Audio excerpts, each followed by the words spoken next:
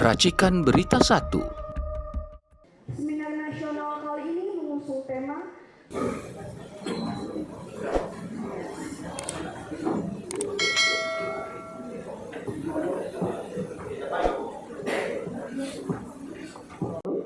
dan seminar yang menentukan konstitusi menuju kemajuan bangsa telah terhadap stabilitas nasional. Ini tema yang sangat menarik, apalagi kalau kita kaitkan dengan peristiwa kalau bulan Juli ini ya. Bulan Juli ini tanggal 5 Juli yang lalu itu kan ada dekret presiden ya tahun 59. Tapi mungkin buat adik-adik ini topiknya nggak terlalu aktual kalau berkaitan dengan dekret. Tapi gitu, saya cuma mengingatkan bahwa pada tanggal 5 Juli ada satu peristiwa yang sangat bersejarah dalam Republik Indonesia ini, yaitu dekret 5 Juli. Dan kalau sekarang ini saya nggak tahu peristiwa apa yang paling penting, karena banyak sekali peristiwa yang berseliweran dan kelihatannya semua itu menjadi sangat menarik ya. Mulai macam-macam. Tadi misalnya tadi malam ada mantan jaksa agung muda Febriansah yang sudah dijadikan tersangka dan langsung ditahan di rumah tahanan KPK misalnya gitu.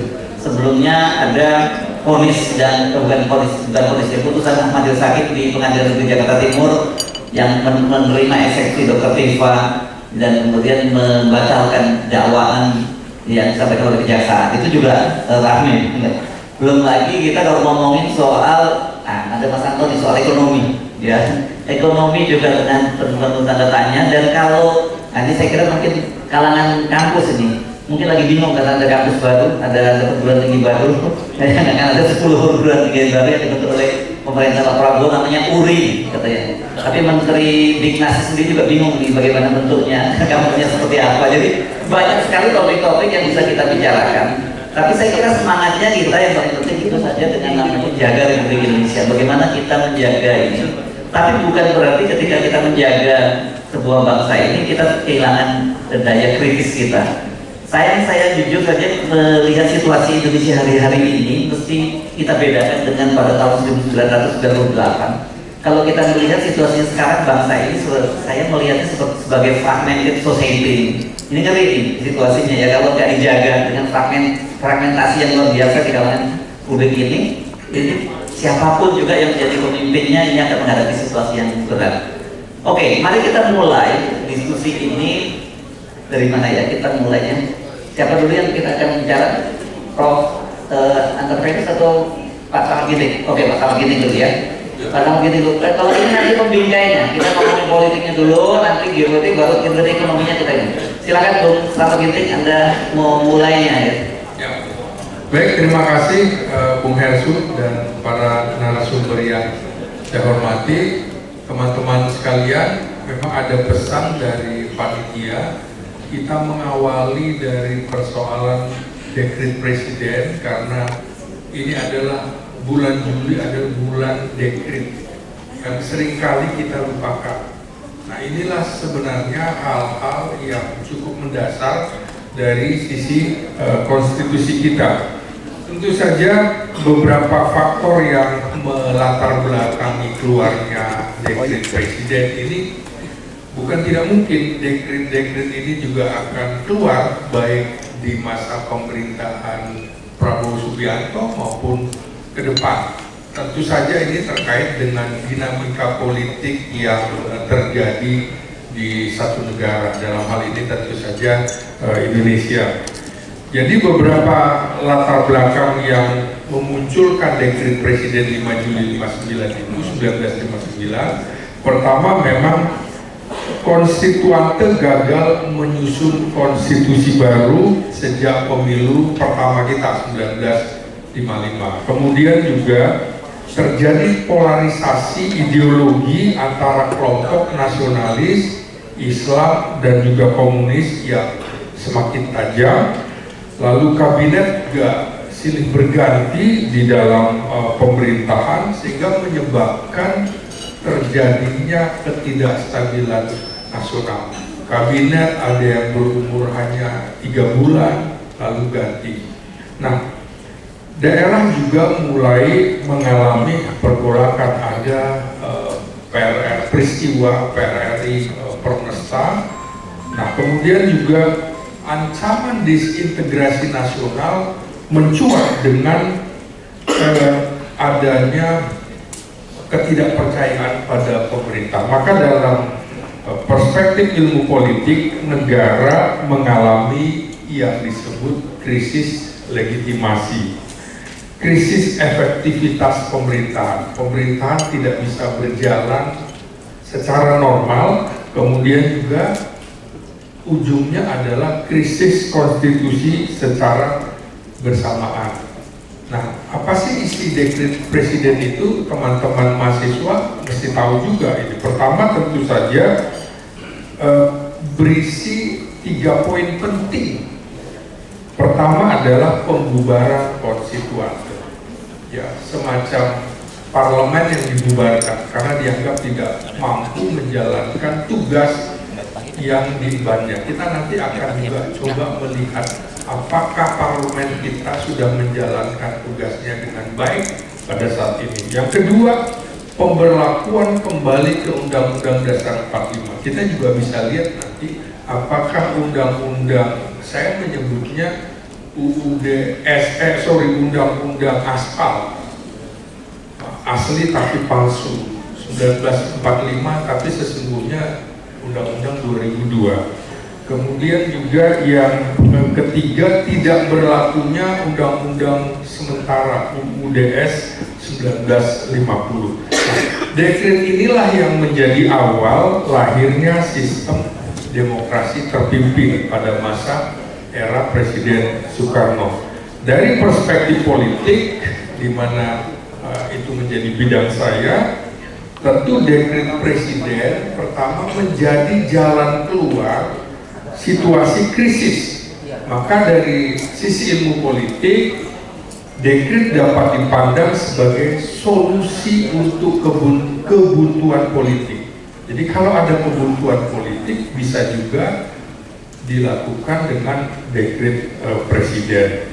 Nah, kedua juga ada upaya mempertahankan keutuhan negara karena terjadi pergolakan-pergolakan di sejumlah daerah dan juga upaya melakukan konsolidasi kekuasaan dalam hal ini pemerintahan eksekutif.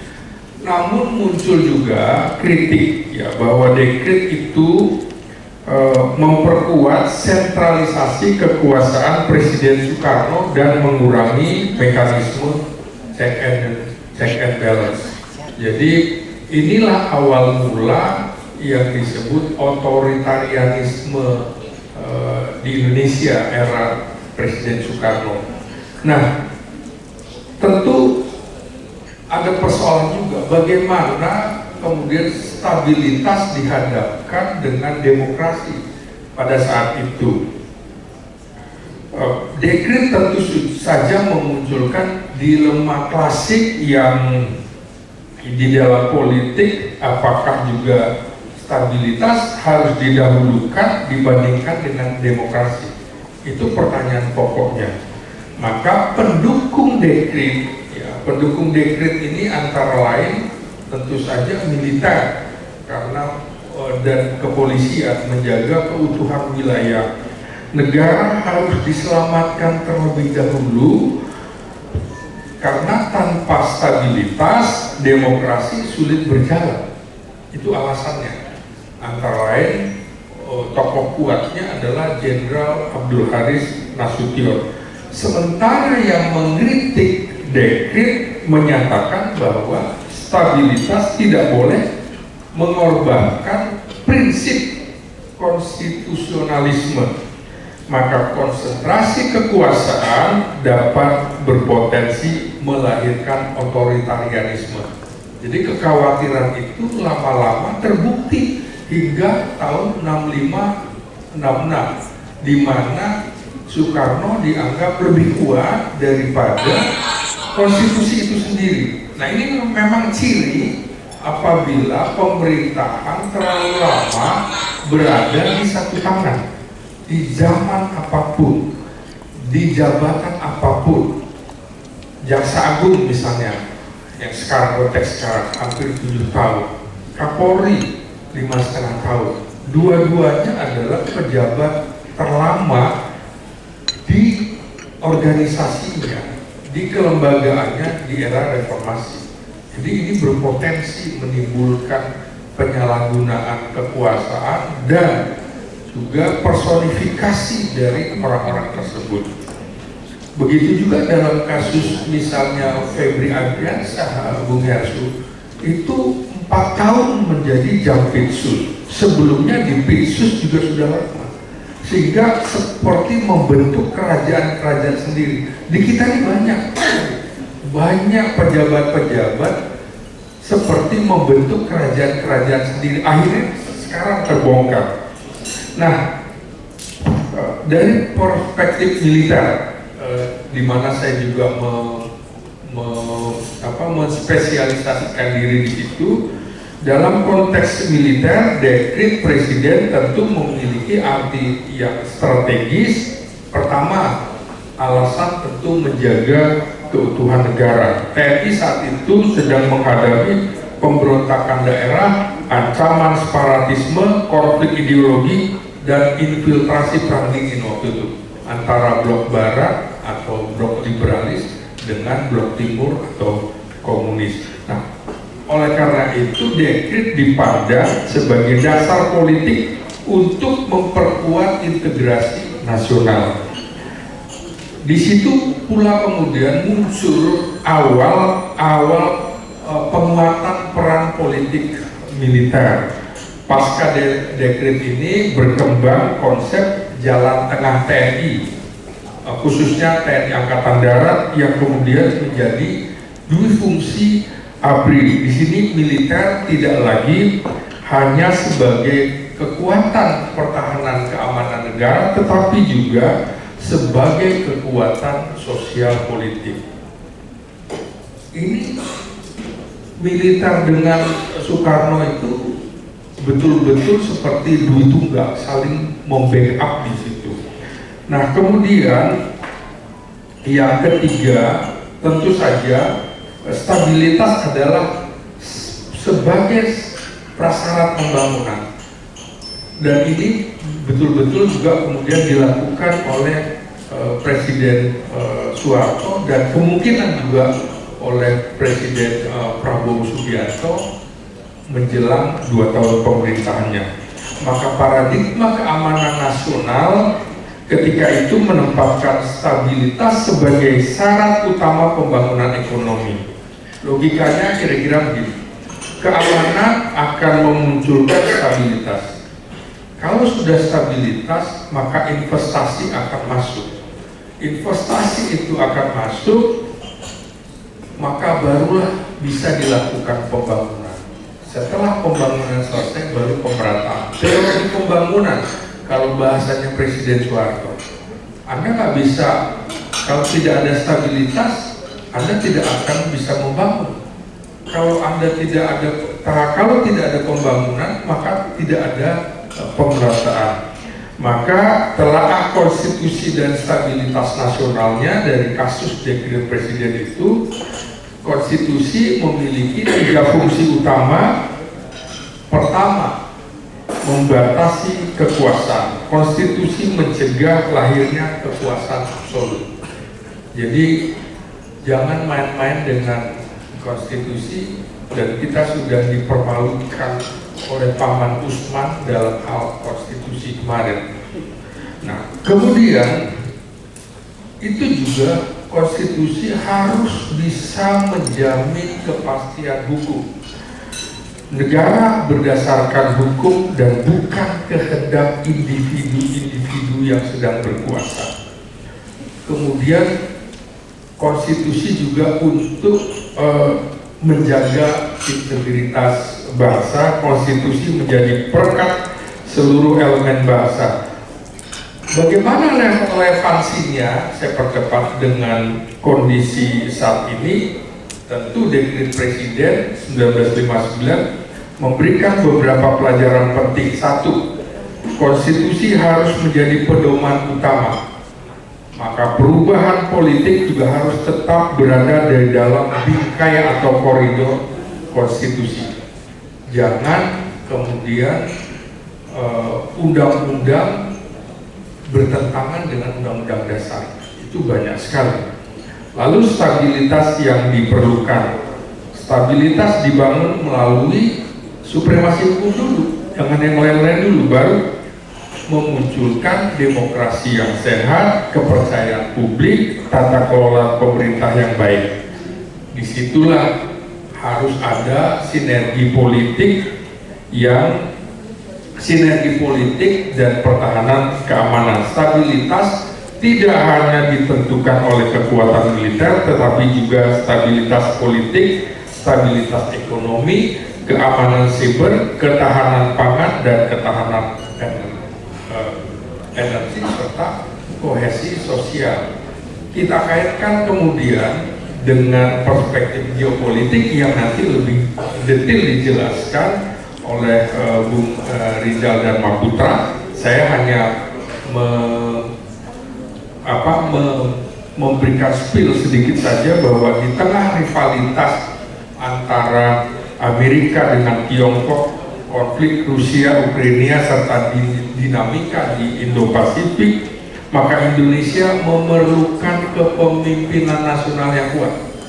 Jadi kita akhirnya kembali ke seperti era Perang Dingin, di mana ada figur seperti Soekarno, ada figur seperti Soeharto yang kepemimpinannya sangat kuat saat itu, dan institusi demokrasi yang berbeda dengan di dua tokoh ini harus tetap efektif, dan TNI serta Polri harus menjaga atau menuju profesionalisme yang kita harapkan.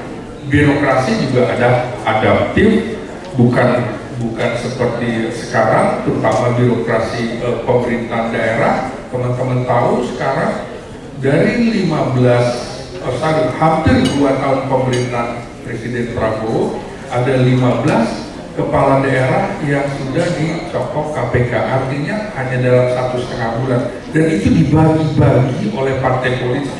Sementara PDIP masih menempati urutan pertama, 3 orang kepala daerah dari PDIP, yang lainnya 2, hampir sama, ini beda-beda tipis. Jadi ada lomba-lomba di situ. Nah, akhirnya teman-teman, konstitusi harus dihormati oleh seluruh penyelenggara negara, dan stabilitas ini tidak hanya diukur dari absennya konflik bersenjata, tetapi juga dari kemampuan negara mengelola ancaman multidimensi. Saya kira itu. Nanti kalau masuk ke konteks kontemporer, maka saya akan masuk kepada posisi bagaimana pemerintahan Prabowo ini dikaitkan dengan persoalan pemerintahan yang lama. Apakah kehadiran pemerintahan yang lama itu akan membuat stabilitas nasional di kita terjaga dengan baik? Tentu saja teman-teman, penting untuk kita ketahui bahwa apakah memang ada dualisme pusat pengaruh pada saat Presiden Jokowi masih berupaya melakukan spekulasi politik. Ini dalam konteks ini. Jadi setelah pergantian pemerintah, maka wajar juga apabila mantan presiden yang memiliki tingkat popularitas yang cukup tinggi pada saat itu juga masih memiliki jaringan birokrasi, relasi kuasa dengan elit politik, dan juga kedekatan dengan sebagian menteri, separuh dari menteri, dan tetap mempunyai pengaruh politik. Nah, tentu bagaimana kita membaca stabilitas nasional ketika tokoh lama masih cawe-cawe di dalam kancah politik. Dalam konteks Indonesia, tentu Jokowi masih memiliki jaringan politik yang dibangun selama 2 periode. Hubungan dengan sejumlah kepala daerah masih ada. Ingat loh, ini pemilu kada berlangsung pada saat dia masih sangat berkuasa. Nah, kemudian kedekatan dengan sejumlah menteri yang pernah bekerja sama dengan dirinya. Jadi jangan dikira Jokowi tidak punya pengaruh politik di dalam kabinet, masih sangat kuat menurut saya. Belum lagi hubungan keluarga dengan wakil presiden. Nah, oleh karena itu keberadaan jaringan politik Jokowi tidak otomatis berarti memang ada dualisme kekuasaan. Tidak begitu. Tapi kita bisa membedakan sebuah kesimpulan faktual dengan hipotesis politik yang kemungkinan ada. Jadi ini hipotesis, bukan kesimpulan. Oleh karena itu muncul persepsi publik bahwa jangan disalahkan kalau ada persepsi publik bahwa terdapat dua pusat pengaruh dalam pengambilan keputusan. Persepsi itu dapat tentu saja mempengaruhi stabilitas politik di ujung masa pemerintahan Prabowo selama 2 tahun. Bagaimana kemudian membaca stabilitas pemerintahan Prabowo? Secara umum tentu saja stabilitas pemerintahan lebih banyak ditentukan oleh kondisi koalisi pemerintahan. Ya, kondisi yang sangat dominan di parlemen itu membuat kita kadang-kadang tidak lagi bisa berharap dari parlemen yang menurut saya lebih banyak sebagai pemandu orang. Itu seperti juga era pada masa demokrasi Pancasila eranya Presiden Soeharto. Nah, di sini kemudian bagaimana hubungan Presiden dengan DPR, kondisi ekonomi, kemampuan mengelola birokrasi dan juga keamanan nasional. Selama Presiden Prabowo tetap menjadi pengambil keputusan, menurut saya, maka institusi negara berjalan sesuai konstitusi dan aktivitas tokoh politik manapun termasuk Jokowi tidak dengan sendirinya dapat mengganggu stabilitas nasional. Tapi di sisi lain dalam beberapa contoh kan terjadi peristiwa Agustus 2025, peristiwa kemarin gonjang-ganjing Jampitsus itu. Apakah tidak bisa ditarik benang merah ke pengaruh-pengaruh masa pemerintahan lama? Jelas, karena pejabat-pejabat itu cukup lama di era pemerintahan Jokowi dan ikut Prabowo selama hampir 2 tahun. Jadi kakinya mereka main 2 kaki. Itulah kadang-kadang kita gemas juga dengan Presiden Prabowo. Kapan sih mau mengeksekusi orang-orang lama yang diduga, yang patut diduga itu justru menciptakan instabilitas nasional. Sayangnya menurut saya Presiden Prabowo entah terlalu berhati-hati atau apa, tidak mengambil momentum.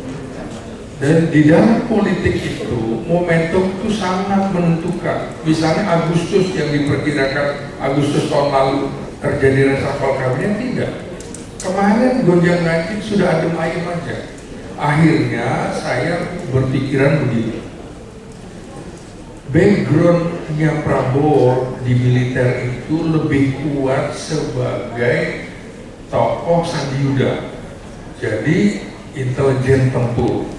Di sisi lain kalau kita lihatlah sekarang dalam sebulan 2 bulan ini betapa banyak Presiden Prabowo melakukan puji-pujian, tapi di sisi lain dia juga seperti memerintahkan sebuah tim untuk memeriksa tokoh-tokoh tersebut. Maka nanti misalnya kemarin Prabowo mengatakan ada 3 kancil, ya kan? Ada 3 kancil di Indonesia. Siapa itu? Sufmi Dasko Ahmad. Yang kedua Caimin. Yang ketiga Bahlil. Akan kita lihat bagaimana nasib ketiganya nanti. Kemudian tentu beberapa kali dulu memuji-muji Raja Juli. Nah, kita lihat apakah akan menjadi raja hutan atau gimana sebagai Menteri Kehutanan, dan ini sudah di ujung. Sama kan dengan Dadan waktu itu dipuja-puji, akhirnya kepala BGN kena. Jadi menurut saya program atau stabilitas nasional yang kita harapkan dari Prabowo itu rupanya sedang melakukan pola-pola politik seperti itu, dan mungkin nanti akan lebih menarik kalau kita diskusi tanya jawab. Saya kira ini Bung Hersugiono. Terima kasih. Terima kasih Bung Selamat penting. Saya tadi lupa nyebut kalau bulan Juli bulan Dikrit ya. Dikrit itu bukan hanya tanggal 5 Juli, tapi di era Gus Dur ada juga Dikrit 23 Juli 2001, dan kebetulan di sana ada jubirnya, dan lagi ngantuk tuh jubirnya. Bisa cerita apa yang terjadi pada Dikrit 23 Juli tahun 2001, karena Dikrit 5 Juli itu Dikrit yang sukses karena kita dengan mudah menyebut karena ditopang oleh TNI. Ya, didukung militer. Sementara pada tahun 2001 tidak, malah dipasang tank-tank di Monas ya. Jadi nanti bisa cerita dikit ya, tadi ya. Tapi sekarang karena Profesor Antar sedang keluar ruangan, kita mulai dari Mas Rizal Dharmapura, Dr. Rizal Dharmapura dulu untuk memberikan konteks dari apa ya, dari geopolitik global ya, karena benar seperti dikatakan Bu Selamat Ginting tadi, sekarang ini kita mau tidak mau pengaruh global itu sangat luar biasa, dan kita dalam menarik antara junior superpower Amerika Serikat dan senior dan China dan senior superpower Amerika Serikat. Jadi kalau kita lihat skala Amerika dengan Iran plus Israel, itu sebenarnya di situ bermain juga junior power, ada China dan juga Rusia di situ. Silakan.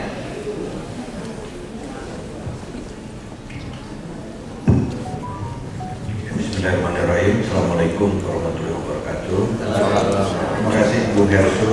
Selamat pagi menjelang siang rekan-rekan semua. Ya, jadi tadi sempat disinggung oleh Bung Selamat Ginting bahwa apa yang terjadi di Indonesia ini tidak luput dari rebutan pengaruh di level global maupun regional. Nah, jadi saya di sini ingin memulai terkait dengan konteks dekret Presiden 5 Juli waktu itu tidak terlepas sebenarnya dari apa yang terjadi pada era perang dingin. Perebutan pengaruh antara dua blok superpower, karena waktu itu hanya ada dua blok besar, blok komunis, blok liberal Amerika, blok komunis di Soviet. Indonesia terseret dalam dua pertarungan tersebut. Pertarungan tersebut memaksa Presiden kita waktu itu, Bung Karno, untuk mengambil suatu tindakan yang menggeser dari demokrasi liberal menjadi demokrasi terpimpin. Begitu kita memulai dekret, berarti dimulailah itu demokrasi terpimpin. Jadi itu awal mulanya dari power struggle di bipolar, sistem bipolar kita. Lantas masuk ke era pasca perang dingin. Masuk pasca perang dingin itu mulai apa yang dinamakan dengan sistem multipolar. Ya, bipolar terus masih ke perang antara Amerika dengan Rusia, kemudian bergeser ke multipolar. Kalau saya mengutip Huntington, bahwa pada saat itu terjadinya pergeseran, munculnya kekuatan-kekuatan baru, perubahan pada sistem internasional. Seperti apa sistem internasional itu? Jadi karena runtuhnya Uni Soviet, banyak pemain-pemain baru, ya, itu juga terjadi. Dan kemudian dari sistem multipolar sekarang mulai mengarah kepada sistem multipolar yang lebih longgar. Jadi apa? Jadi munculnya kekuatan baru di luar Amerika Serikat. Jadi tadi saya agak terlepas sedikit ya, ketinggalan sedikit. Setelah bipolar, foto, kemudian unipolar Amerika Serikat. Amerika Serikat pada pasca 9/11 kebijakannya sangat unipolar. Bagaimana dia mendrive semua kebijakan luar negerinya. Kemudian baru masuk ke multipolar. Nah, di dalam sisi multipolar ini, Indonesia ini berada di dalam satu arena yang sangat ditarik ke sana kemari. Seperti apa dia harus berdiri? Ya, jadi dalam konteks ini ada kekuatan lama, kekuatan hegemon, yaitu Amerika Serikat, dan kemudian ada kekuatan baru, apa? Yaitu kekuatan masih tersisa kekuatan Rusia, kemudian muncul kekuatan baru yang mungkin nanti berkembang melebihi kedikdayaan dari Rusia, yaitu China. Dan ini dia adalah kekuatan regional. Nah, kekuatan regional inilah yang kemudian mau tidak mau bagi Indonesia ini harus mengadjust seperti apa kita ini bersikap terhadap regional power yaitu China ini. Nah, kondisi seperti inilah yang kemudian menjadikan presiden kita ini mau tidak mau harus mendayung di antara sekian banyak karang. Kalau dulu zaman Bung Hatta mendayung di antara dua karang, jadi sekarang mendayung di antara sekian banyak karang. Nah, inilah yang akhirnya membuat kita ini harus kompromi antara sejumlah kekuatan. Dengan Amerika Serikat, apa kita harus kompromi sebagai kekuatan apa? Saya membacanya adalah antara lain misalnya dengan kita sempat memberikan blanket overflight, memberikan ruang udara kita untuk Amerika Serikat. Itu salah satu bentuk bagaimana kita kompromi. Lantas dengan Cina, seperti apa kita memberikan konsesinya? Dengan konsesinya kita adalah dengan kita memberikan blok tuna di laut Natuna Utara untuk dieksplorasi bersama dengan Cina. Padahal itu merupakan daerah yang masih dikatakan dispute waters, ya, dispute waters dengan sejumlah negara-negara Asia. Nah, jadi di situ kita mencoba untuk memberikan konsesi. Pada masa pemerintahan sebelumnya di era Presiden Jokowi kita juga memberikan konsesi yang cukup besar kepada Cina, ya, dengan kita ini mendukung Belt and Road Initiative dari Cina itu. Nah, sekarang di era Prabowo kita dengan Cina seperti apa? Dengan Cina ya itu tadi dengan memberikan konsesi terhadap Blok Natuna, kemudian juga dengan melanjutkan program kereta cepat, ya, itu juga implementasi dari Belt and Road Initiative. Nah, lantas apa yang harus dilakukan dalam situasi seperti ini di tengah tarik menarik? Kalau saya lihat ada beberapa kebijakan luar negeri dan pertahanan dari Prabowo yang coba untuk bermain di antara karang-karang tersebut, ya.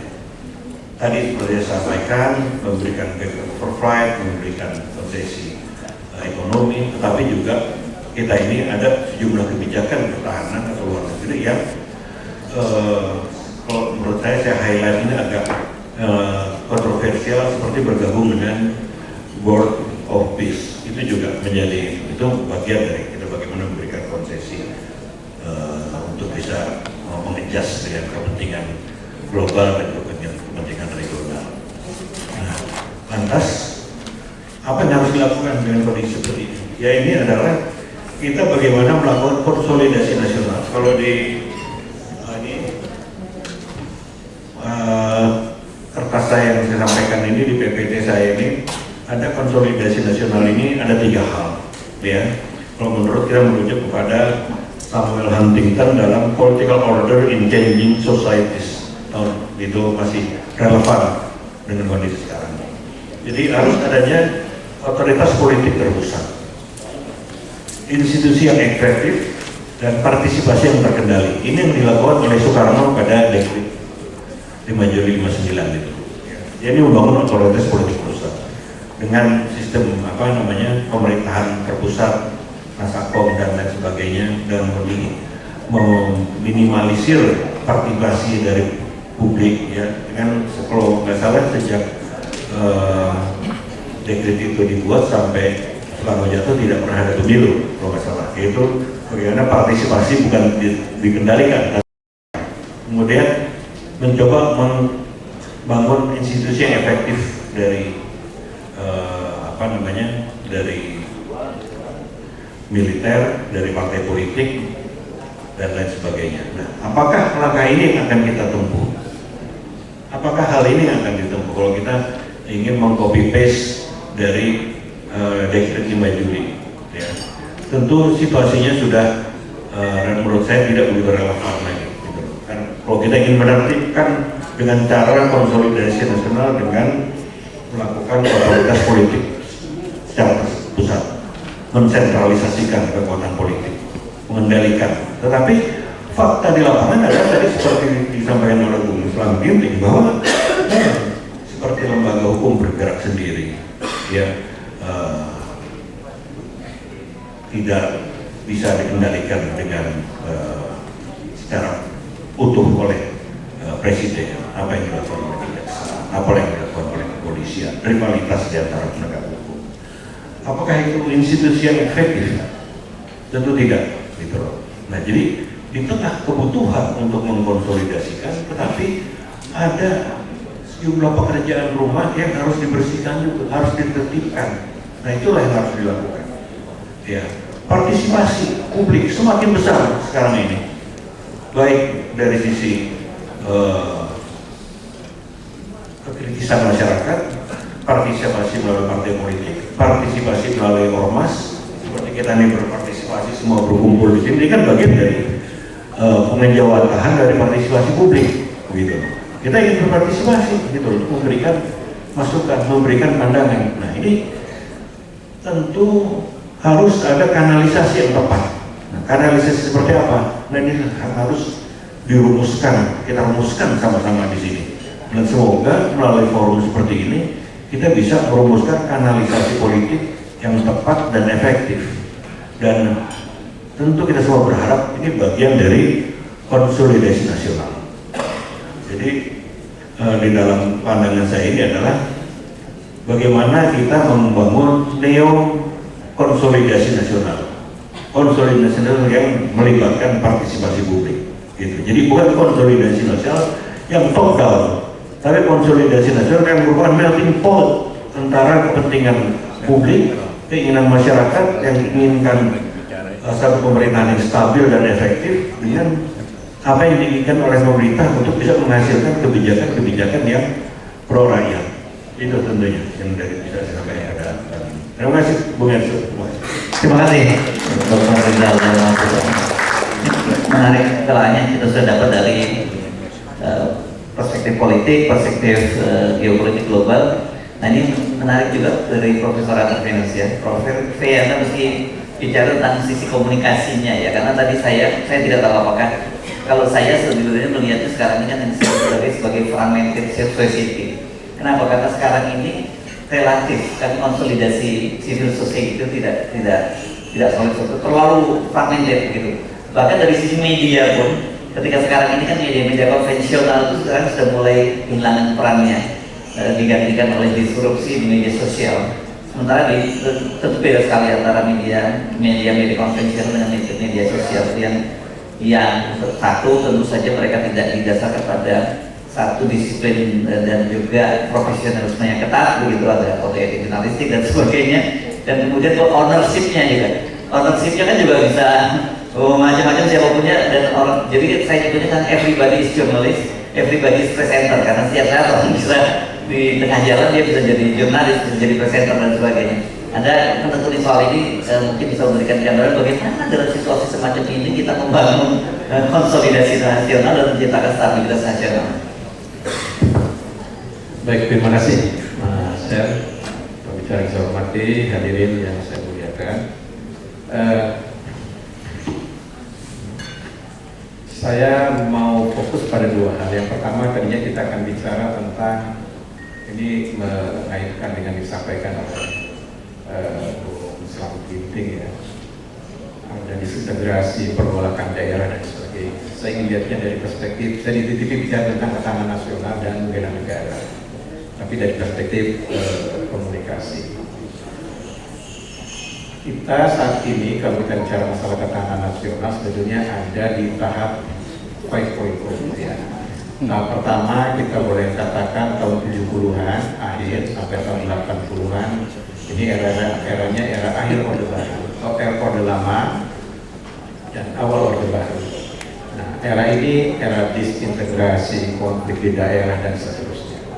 Dan kita memperkuat konsolidasi ideologi Pancasila dan seterusnya. Kita menciptakan konsep-konsep termasuk wawasan Nusantara dan sebagainya di sana. Penguatan ketahanan nasional dibangun dari perspektif ideologis. Tahap kedua kita masuk di 2.0. Nah, kita mulai bicara tentang kesenjangan, kemiskinan dan seterusnya. Lalu kita masuki era berikutnya tahun 80 tadi ya, sampai tahun 98 ketika reformasi terjadi. Lalu masuk era 98 sampai era 1980 sampai 98. Kita membaginya hanya berdasarkan momen-momen tertentu dan karakteristik yang muncul di sana.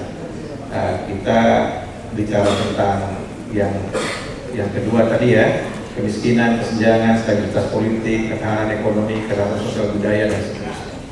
Lalu kita masuk ke era berikutnya 3.0. Kita bicara era reformasi dan demokratisasi tahun 98 sampai tahun 2014 ketika media sosial ditemukan. Dan nanti ketika era media sosial masuk, situasi landscape komunikasi politik kita berubah secara total.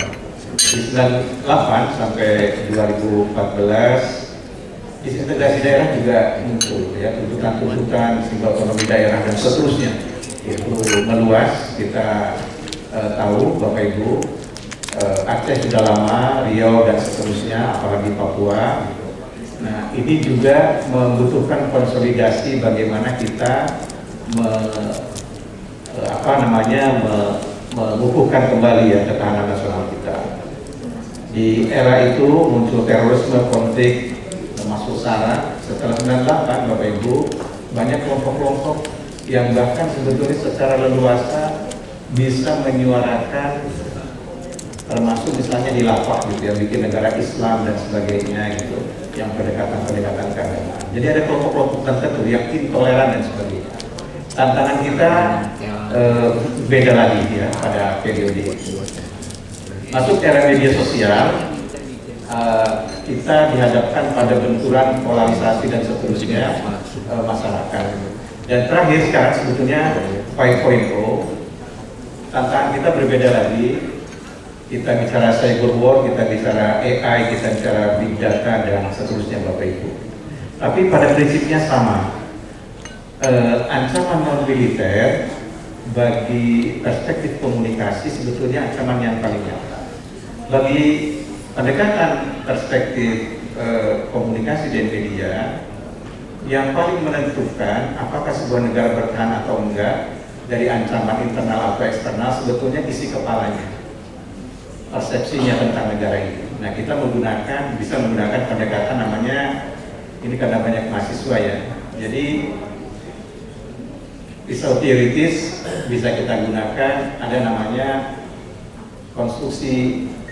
realitas konstruksi sosial atau social construction of reality. Dalam perspektif ini sebenarnya dunia ini sederhana aja. Kita membagi apapun yang ada di dunia ini hanya dua aja. Yang pertama sebetulnya hal yang sifatnya fisikal atau kita sebutnya natural. Yang kedua aspek sosial. Bernegara ini kehidupan sosial kita. Negara ini bukan diciptakan dari langit dikasih atau dapat ini ya pemberian dan seterusnya. Yang natural itu memang kita tidak punya intervensi apapun, gitu ya. Tapi kalau yang sosial kita memiliki intervensi karena itu dibuat oleh kita. Jadi gunung itu natural saja, dunia fisik. Tapi ketika gunung diberikan identitas, misalnya namanya jadi Gunung Fujiyama, tempat dewa Amaterasu Omi kami gitu ya, dewanya orang Jepang Semayang, itu jadinya sudah jadi kultural. Air itu ya natural aja, tapi kalau jadi teh botol, jadi Coca-Cola, jadi kultural. Apalagi jadi air suci diminum, misalnya ada ada manfaatnya ya, doa dan sebagainya. Sungai mungkin hanya natural saja, tapi kalau sungai jadi suci, dikasih nama Sungai Gangga, itu kultural bikinan manusia. Jadi dunia ini sederhana aja, hanya ada dua saja, yang dibuat oleh alam, yang sifatnya given, satu lagi yang sifatnya created by human, ya, dibuat oleh kita. Jadi Indonesia itu ya nilai, ideologi, ya 4 pilar yang kita ciptakan, apapun yang kita bicarakan tadi gitu, itu sebetulnya hanya dunia sosial saja, dunia manusia. Kita memiliki intervensi di dalamnya. Prosesnya Bapak Ibu ada 3 gitu. Proses pertama ketika kita bicara masalah ketika kita menciptakan Indonesia ini. Jadi ketika Tan Malaka bikin buku tahun 1925, Narda Republik Indonesia, ya udah ada bayangan tuh tentang Indonesia. Kalau kata Anderson, Imagine Communities, kita baru membayangkan aja. Yang namanya negara sebenarnya tidak ada, tidak eksis. Yang ada hanya dalam kesepakatan kita aja, yang ada dalam bayangan kita saja. Jadi apapun yang kita bicarakan, selama dia menjadi ide-ide saja, bukan sebuah benda fisik atau yang sifatnya natural, itu hal yang kita ciptakan saja. Jadi proses itu muncul, lalu kita melakukan penguatan legitimasi ya, objektivasi lewat bikin undang-undang, ya, Bhinneka Tunggal Ika. Kalau sekarang kita tantangan tahun 19 setelah pasca reformasi itu, tadi tantangan penguatan juga konsolidasi. Dan kita menciptakan 4 pilar ya pada periode itu, yaitu juga bagian kekuatan kita dalam proses objektivasi. Jadi sederhana aja, pertama kita melakukan eksternalisasi, kita bikin, kita bayangin aja namanya Indonesia, bekas wilayah Belanda dan seterusnya. Lalu kita bikinlah undang-undang dan sebagainya, aturan-aturan. Apakah ini akan bertahan atau enggak, tergantung. Apakah yang kita bayangkan itu menjadi realitas kita bersama, rasanya itu jadi semangat kita bersama, jadi tekad kita bersama, jadi perilaku kita bersama atau enggak, tergantung dari proses bagaimana negara ini dikelola atau dijalankan. Kita menyebutnya itu proses internalisasi.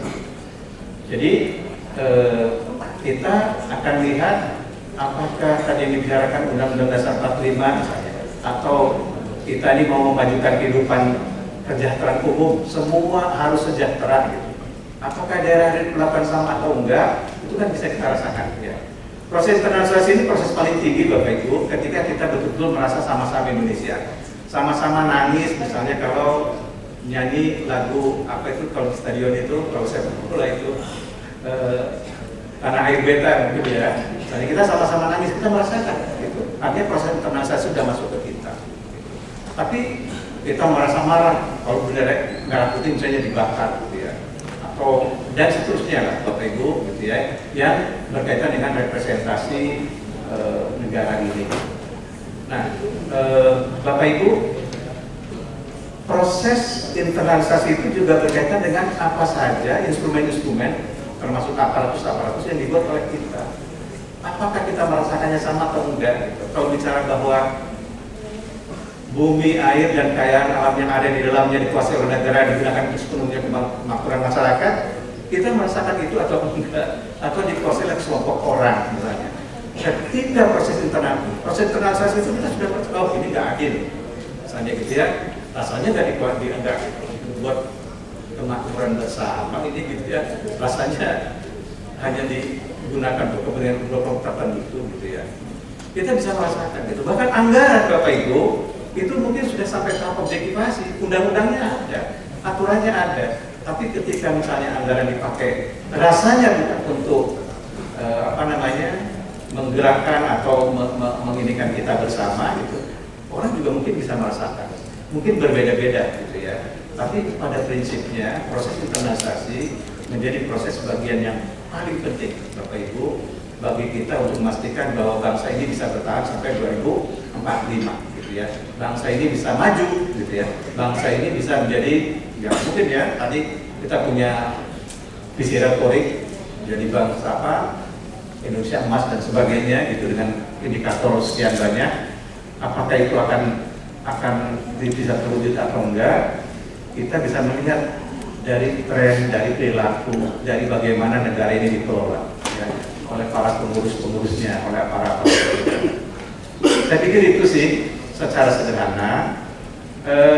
Kita nanti bisa diskusi lebih lanjut ya Mas Her, kalau kaitannya dengan terutama bagaimana narasi, ya ideologi dan sebagainya. Ancaman kita sekarang banyak Bapak Ibu ya. Saya sih sederhana berpikirnya, kalau dari perspektif komunikasi, sekali lagi segala sesuatu itu bergantung pada persepsi kita. Perang itu, Bapak Ibu, kita boleh punya senjata yang kuat, tapi otaknya berhasil dicuci, ya, berhasil di-brainwash oleh ideologi lain misalnya, sehingga persepsinya tentang Indonesia berubah. Gitu. Mungkin senjata yang kita gunakan tadi, mungkin moncongnya akan ada pada kita. Jadi bagi kita yang paling ini eranya era zaman sekarang, Bapak Ibu. Ketika tadi dikatakan oleh Mas Her, gitu, semua orang sekarang jadi aktor, gitu ya. 221 juta orang menggunakan internet. Big data AI bisa menipu kita. Bapak Ibu asal kirim aja informasi sebanyak-banyaknya bahwa Bapak Ibu si A itu orang jelek. Kalau Bapak Ibu nanti cek di AI, dia bisa menyajikan data kita ini orang jelek. Si A itu orang jelek gitu ya. Tergantung gitu ya. Data yang kita pasok itu seperti apa. Deepfake dan sebagainya. Dunia sekarang dunia yang sudah betul-betul ya kita nyebutnya post-truth. Kita sudah tidak tahu lagi mana yang benar, mana yang enggak. Yang benar itu yang disepakati, diamini sama-sama gitu ya. Kalau kata teorinya Hitler sih, sejuta kebohongan jadi kebenaran ya sekarang masanya. Gitu. Kalau Bapak Ibu lihat di grup apalagi udah bicara echo chamber, tiap orang itu hanya memiliki pendapat sesuai dengan grupnya masing-masing. Jadi dunia kita sangat dunia yang sangat polaristik gitu ya, dan ini dunia yang mengerikan. Ada ya upaya-upaya yang dilakukan. Pemerintah memang harus memperkuat gitu. Departemen memperkuat pertahanan, memperkuat aparatus-aparatus yang memang mengelola ruang publik ini. Diskusinya nanti kita lanjutkan setelah dia pembicara kali ini. Terima kasih. Assalamualaikum warahmatullahi wabarakatuh. Terima kasih Prof. Kita sekarang perspektifnya agak beda nih ngomongin dari sisi ekonomi. Tapi biasanya kadang-kadang kalau ngomongin ekonomi ini agak menakutkan ya. Perspektifnya. Tapi nggak apa-apa, sekali-kali kita menggambarkan situasi yang realistis. Tapi kemudian bagaimana kita menyikapinya, Mas Antoni Budiawan ya, kalau hari-hari ini kita ngomongin soal kondisi perekonomian nasional kita. Terima kasih Mas Yusuf. Tapi sebelum itu, karena ini temanya adalah liquid dan ini sebagai dasar bahwa apakah ekonomi kita ini sekarang terpengaruh oleh liquid, apakah harus kembali lagi kepada liquid, bahwa untuk meningkatkan ekonomi kesejahteraan tadi. Saya sudah memberikan ini, Mas Andri, Bung Andri, apakah bisa dilanjutkan nggak? Boleh, Pak. Ada nggak? Karena mungkin lebih baik kalau bisa ditampilkan gitu. Jadi begini. Iya, sambil jalan aja ya. Jadi gini, bahwa ini sangat penting kita memberikan perspektif dekret ini dalam konteks pertanyaannya adalah banyak yang bilang bahwa dekret sah atau tidak. Ada yang dekret sah atau dan kembali kepada dekret Gus Dur katanya bahwa itu tidak sah. Nah, jadi sebetulnya perspektifnya apa? Nah, bukan.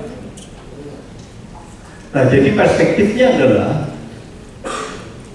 kita harus berpikir pertanyaannya bahwa dekret dalam bentuk pengembalian kepada konstitusi bentuknya adalah jelas cacat, karena di dalam konstitusi kita tidak mengenal yang namanya dekret. Dekret ini setara dengan kalau kita lihat ini adalah executive order, atau dalam kondisi yang sekarang kita namakan adalah Perpu, peraturan presiden pengganti undang-undang, dan dia setara dengan undang-undang. dia diberikan kekuasaan oleh konstitusi. Jadi dia ini bukan satu lembaga yang bisa mengganti konstitusi.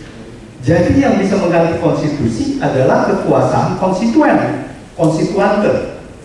Nah, dia yang bisa mengganti konstitusi itu kalau kekuasaan terkonstitusi, kekuasaan yang diberikan oleh konstitusi, yaitu lembaga-lembaga, dia diberikan satu kekuasaan oleh konstitusi. Jadi dia tidak bisa mengganti konstitusi. Nah, kita lihat apakah dekret 5 Juli ini adalah perampasan dari kekuasaan konstituen? Apakah dia merampas kedaulatan rakyat? Nah, ini kita harus ingat bahwa kita ada pasal 134 Undang-Undang Dasar 1950. Nah, di situ adalah mandat dari pasal 134, yaitu bahwa konstituante bersama pemerintah membentuk undang-undang dasar baru. Ini adalah mandat dari konstitusi. Dia diberikan mandat untuk menyusun undang-undang dasar. Lalu pasal 137, undang-undang dasar itu yang sudah dibentuk oleh konstituante lalu diserahkan kepada presiden untuk disahkan pemerintah. Itu bunyi dari pasal 137 ayat 3. Nah, ini perang. Lalu kemudian konstituante dari tahun 1955 bersidang sampai 1959 itu tidak pernah ada persetujuan untuk mencari bentuk undang-undang dasar. Tidak ada persetujuannya itu. 3 kali kemudian voting dari antara Mei sampai Juni 1959, voting bahwa mereka memutuskan untuk kembali ke Undang-Undang Dasar 1945.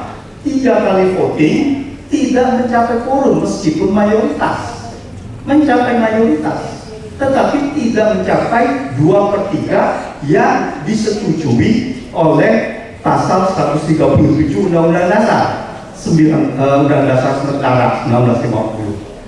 Nah, kebuntuan ini lalu yang terakhir adalah mereka konstituante mengatakan salah satu blok malah memblokir itu, malah tidak hadir dan tidak mencapai quorum, dan mereka menyatakan bahwa mereka mundur dari pembahasan undang-undang dasar ini. Belum ada ya? Bukan, yang PowerPoint. Yang PowerPoint lebih mudah. Oke.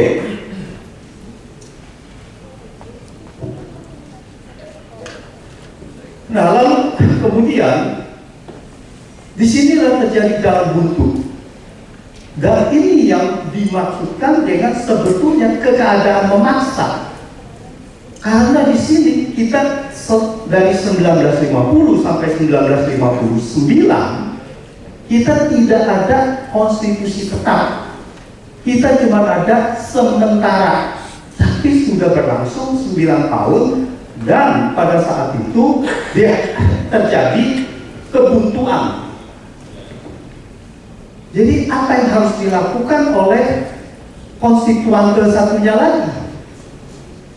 Yaitu pada saat itu menurut Undang-Undang Dasar 1945 yaitu presiden, pemerintah. Konstituante bersama pemerintah. Nah, di atas kebuntuan itu, bahwa saya melihatnya bahwa ini adalah yang tadi benar, ya, dihentikan aja. Nah, dari konstituante itu, terus, oke. Nah, dari kebuntuan itu, kemudian yang dilakukan adalah pengembalian kepada Undang-Undang Dasar 1945. Nah, ini yang penting yang harus kita pahami, yang kita harus cermati, bahwa apa yang dibuat di dalam dekret itu tidak menyusun undang-undang dasar. Dia tidak membentuk undang-undang dasar. Malah dia mengembalikan undang-undang dasar yang pernah dibentuk oleh konstituante pada sebelum 18 Agustus 1945. Undang-undang dasar 1945 ini dibentuk oleh konstituante. Di sini konstituante adalah kedaulatan rakyat. Ini dibentuk oleh kedaulatan rakyat sebelum konstitusi ada. Dia yang membentuk konstitusi. Kalau kita lihat alinea dari pembukaan Undang-Undang Dasar 1945, alinea keempatnya yaitu mengatakan dengan bla bla bla bla, yaitu saatnya membentuk pemerintah maka disusunlah Undang-Undang Dasar. Maka disusunlah Undang-Undang Dasar. Apa itu Undang-Undang Dasar? Disusun oleh konstituante. Konstituante yang berhak untuk menyusun Undang-Undang Dasar ini. Nah, jadi apa yang saya lihat dari dekret ini adalah melihat pasal 134 adalah mandat, di mana terjadi kebuntuan di pasal 137 bahwa harus quorum 2/3. Lalu bagaimana menjembatani ini jembatan yang sangat sempit, lalu kemudian diadakan kembali kepada Undang-Undang Dasar. Jadi dalam konteks ini, dekret adalah bukan satu perampasan dari kekuasaan konstituen, tapi dia mengembalikan. Nah, ini yang paling penting. Apa yang dikembalikan dekret, yaitu dia kembali kepada Undang-Undang Dasar 1945, di mana di situ ada fungsi MPR, dan MPR berhak pasal 37 untuk mengubah konstitusi itu. Nah, ini yang dikembalikan. Jadi dekret ini adalah sebetulnya mengembalikan kedaulatan rakyat. Dia mengembalikan konstituante yang sudah buntu kepada MPR, konstituante yang menurut Undang-Undang Dasar 1945. Nah, itulah bahwa dekret pada saat itu kalau secara substansi hakikatnya yaitu dia mengembalikan kedaulatan rakyat. Nah, lalu kembali kepada bahwa apakah sekarang ini boleh kita mengatakan oke, kita membentuk dekret, mengeluarkan dekret untuk kembali kepada Undang-Undang Dasar. Pertanyaannya adalah apakah saat ini tidak ada konstituante di dalam kita punya Undang-Undang Dasar 1945 maupun yang sekarang Undang-Undang Dasar 2002, apakah tidak ada itu?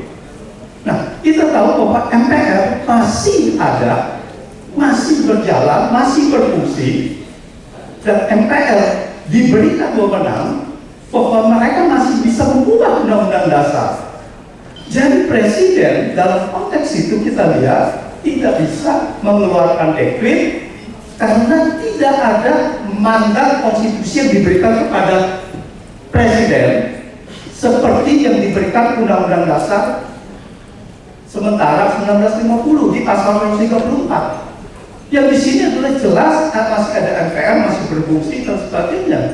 Pertanyaannya, kenapa MPR tidak bekerja?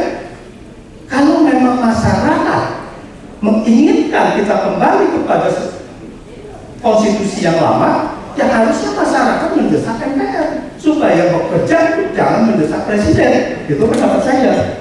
Karena kalau pendapat presiden itu akan menjadi pelanggaran konstitusi, karena presiden, institusi presiden adalah satu kekuasaan terkonstitusi. Kekuasaan yang diberikan konstitusi yang tidak berhak untuk mengganti Undang-Undang Dasar. Nah, kita lihat bagaimana perspektif bahwa terkait dengan ekonomi saat ini. Kalau kita lihat dari ekonomi saat ini kalau bukan permasalahan ansih dari konstitusi ini sendiri. Jadi kita lihat bahwa konstitusi kita dari tahun 1945, kemudian dari tahun tidak berlaku sampai dengan 1950, lalu kemudian baru 59 kita kembali lagi ke Undang-Undang Dasar 1945. Jadi kalau kita lihat dari situ, apa yang dilakukan setelah 59, demokrasi terpimpin dan sebagainya, ini adalah bukan produk dekret. Kita harus melihat dekret pada saat tanggal, bahwa sesudahnya ini adalah pelanggaran-pelanggaran atau penyimpangan-penyimpangan yang tidak sesuai dengan Undang-Undang Dasar itu sendiri. Karena sewaktu itu dibentuk yang lain-lainnya pembubaran dan sebagainya itu sudah berlaku Undang-Undang Dasar 1945. Tetapi kemudian tidak dijalankan sepenuhnya menurut Undang-Undang Dasar 1945. Nah, satu catatan lagi bahwa ada pembubaran DPR, pembubaran konstituante. Pertanyaan pembubaran konstituante, pembubaran DPR pada periode itu sebetulnya sah atau tidak? Apakah itu kekuasaan presiden? Kalau kita perhatikan lagi Undang-Undang Dasar sementara 1950, masa bakti konstituante adalah 1955 dan 1959. Itu masa baktinya, dan oleh karena itu bisa untuk dibebas tugaskan. DPR tidak dibubarkan, tapi anggota DPR dibebas tugaskan dari tugasnya pada saat itu. Nah, karena tidak ada pemilu pada saat itu, maka dibentuklah MPR sementara dan sebagainya untuk memenuhi syarat bahwa MPR bisa mengubah konstitusi kita sesuai dengan amanat yang diberikan. Nah itu. Nah sekarang kita lihat dari tahun 59 kita punya konstitusi banyak dilanggar lalu dibiarkan. Karena apa? Karena ini kekuasaan ini sudah di atas konstitusi. Sudah di atas kekuasaan konstituen. Nah, begitu juga kita lihat di zaman Orde Baru bahwa konstitusi itu banyak diikuti, tetapi bahwa pelaksanaannya banyak juga yang menyimpang. Tetapi hukum karena berada di bawah kekuasaan, maka hukum tidak berjalan. Sama juga pada hari ini, bagaimana undang-undang dibentuk bahwa tidak untuk kepentingan rakyat banyak.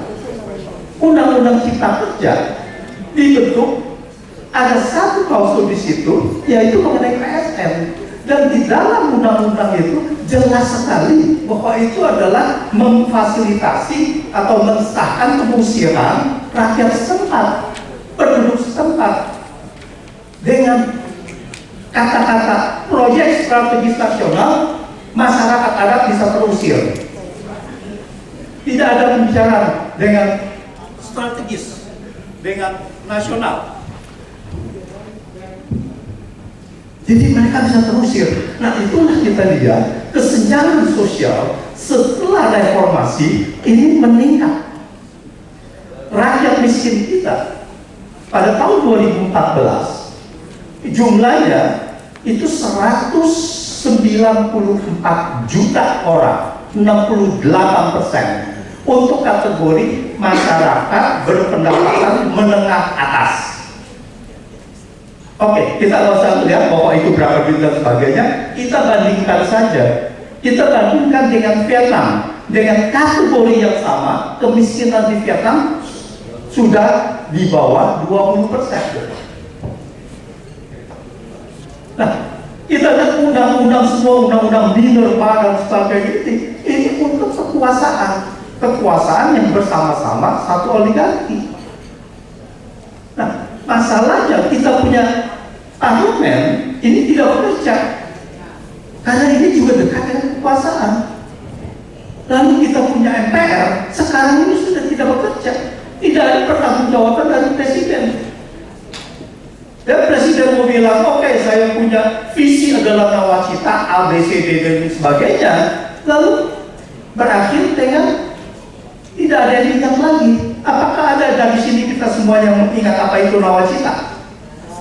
Tidak ada lagi, terlupakan. Dan ini tidak dimonitor oleh kita punya MPR. MPR pada saat itu tidak. Saya pernah bicara dimintakan pendapat pada MPR, apakah sebaiknya dibuat semacam GBHN yang dikatakan PPHN pada saat itu untuk dirubah. Saya bilang tidak bisa, saya bilang, karena ini janji politik presiden, karena kita sudah mengambil pemilihan langsung, janji politik presiden kepada rakyat. Jadi kalau janji itu Anda membuat yang berbeda dengan ini, maka presiden dalam masalah. Yang Anda harus lakukan adalah Anda harus monitor apakah janji presiden terhadap rakyat itu terlaksana atau tidak. Itu yang harus dimonitor. Sekarang tidak ada yang monitor itu gitu. Jadi kita punya kemiskinan, kita punya pertumbuhan ekonomi hanya beberapa dinikmati oleh beberapa orang, dan kita lihat akar masalahnya adalah kasus hukum. Bagaimana penegak hukum yang seharusnya menegakkan hukum juga terlibat di dalam perbuatan melawan hukum. Apakah itu di institusi yang coklat, apakah itu di institusi yang lainnya. Nah, inilah yang menjadi masalah utama kita. Selama institusi hukum ini tidak tegak demi keadilan, demi kebenaran, maka apapun itu konstitusinya, saya melihatnya akan sulit meningkatkan kesejahteraan rakyat seperti yang kita ada di pembukaan Undang-Undang Dasar, yaitu kesejahteraan umum dan sebagainya. Saya rasa gitu. Terima kasih. Oke, kita beri floor untuk Pak. Saya kira ini kita giliran ini ya, nanti boleh menyampaikan pendapatnya, boleh juga bertanya ya dari floor ya. Tapi tadi saya ingin sedikit memberikan perspektif ya, Mas Adi ini kebetulan juru bicara, kita ngomongin dikrit, kita lanjutin dulu soal dikrit ya. Sebagai juru bicara Gus Dur, sampai sekarang kalau Gus Durnya sudah lama, bahwa tapi masih jadi juru bicaranya, mungkin bisa memberikan perspektifnya dari sini pada waktu itu tentang dikrit 23 Juli, gimana? Dari sini di nggak apa aja jangan kemana dulu. Ini mic-nya ada, sistem mic-nya ada. Baik, terima kasih. Itu teman-teman lalu maaf ya agak-agak karena soal konstitusi, soal negeri itu yang paling memiliki otoritas bicara mungkin saya di sini. Jadi saudara sekalian, saudara sebangsa tanah air di mana saja berada, ini kan ditayangkan langsung. Assalamualaikum warahmatullahi wabarakatuh. Jadi dalam sejarah politik di Indonesia ini dekret itu ada dua. Pertama dekret 5 Juli 59 memperkuat posisi Soekarno. Yang kedua dekret tahun 23 Juli tahun 2001 memperkuat posisi anak Soekarno. Bu Mega mau jadi presiden. Jadi sudahlah, jangan pakai dekret lagi. Nanti Soekarno yang berubah. Tapi begini, saudara sekalian, konstitusi itu memang penting. Ini yang banyak tidak disadari oleh kita semua. Konstitusi seperti kitab suci dalam kehidupan beragama, menjadi pedoman. Orang menghormati kita dalam beragama kalau kita juga menghormati kitab suci kita. Bangsa lain juga menghormati kita kalau bangsa ini juga menghormati konstitusinya. Karena konstitusi itu panduan untuk kehidupan berbangsa dan bernegara. Jadi kalau konstitusi dibiarkan dijaga, saya punya puisi anjing-anjing konstitusi, dan bisa dicari di online, ada di situ. Jadi konstitusi itu penting, karena ketika bangsa lain melihat bahwa kita ini tidak menghormati konstitusinya, tidak menghormati hukumnya, maka kita itu seperti di dalam rimba. Rimba itu, hukum rimba kita tahu, siapa yang kuat dia menang. Padahal sesungguhnya di dalam rimba itu ada tata nilai, ada suratullah, ada hukum awam, pasti ada keteraturan, saling menjaga.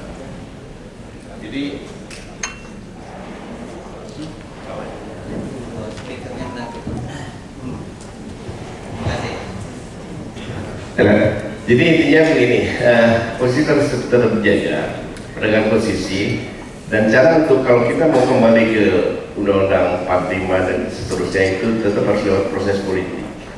Lewat politik karena konstitusi lain dari politik. Nah, tapi yang jangan salah, di konstitusi yang 45, Undang-Undang Asli 45 itu juga banyak black hole, terutama pasal 33 yang kita banggakan itu. Cabang-cabang yang untuk hidup orang banyak dikuasai oleh negara, bumi dan segala macam itu dikuasai oleh negara. Pertanyaannya, negara itu siapa? Tidak pernah dijelaskan. Itulah yang menciptakan black hole. Setiap orang merasa menjadi asal berkuasa, menjadi mungkin negara, kemudian bisa merampok di sumber-sumber daya kita. Dan apa yang terjadi kemarin itu antara kepolisian dan kejaksaan, persoalannya kan Asal mulanya di pasal 33 itu. Kejaksaan merasa mewakili negara bisa menjaga orang-orang menampak.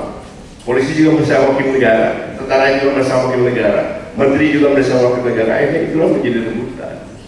Jadi yang penting hari ini kalau kita mau melalui konstitusi, siapa sebenarnya negara itu harus dijelaskan.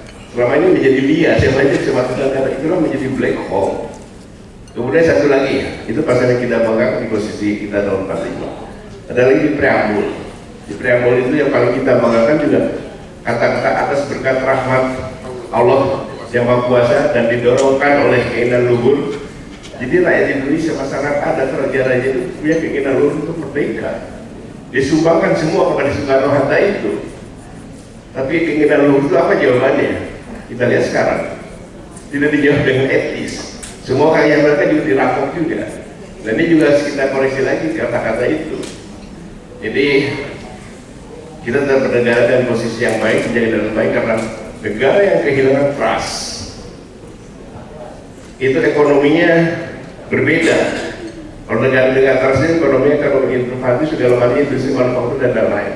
Tapi negara yang kehilangan trustnya, ekonomi berjalan, tapi ekonominya berbeda. Ekonomi yang ekstraktif. Ekonomi ekstraktif itu tidak perlu inovasi, yang penting kedekatan dengan penguasa, bisa menambah segala macam itu, dan bisa benar tidak ada etika di situ. Dan itulah yang terjadi di Republik ini. Terima kasih. Wassalamualaikum warahmatullahi wabarakatuh. Menarik ini komentarnya tadi. Jadi dua dekret itu semua memperkuat Soekarno dan keluarganya.